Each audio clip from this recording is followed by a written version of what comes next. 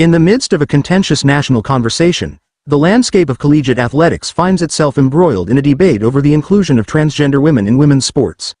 Recent developments, including the National Association of Intercollegiate Athletics, NAIA's decision to restrict the participation of trans women, have cast a spotlight on the policies of the larger NCAA. At the heart of this debate lies the question of fairness and equity in competition.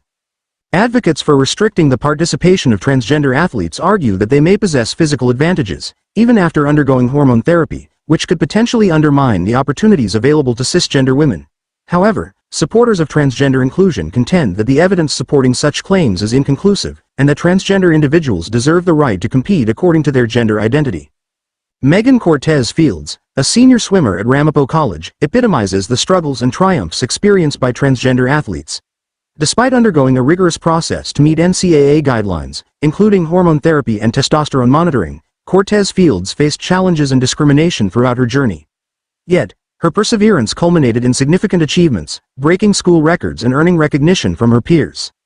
The debate is further complicated by the lack of comprehensive research on the performance of transgender athletes, particularly in specific sports categories. While some studies suggest that certain physical traits may persist after hormone therapy, others argue that these differences are not significant enough to warrant exclusion. In the legal realm, the invocation of Title X adds another layer of complexity.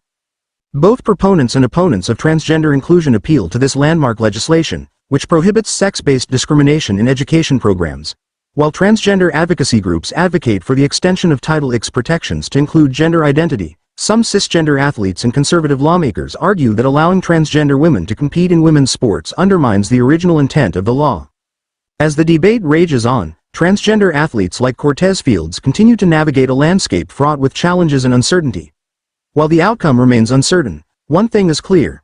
The issue of transgender inclusion in collegiate athletics will continue to spark impassioned discourse and shape the future of sports policy.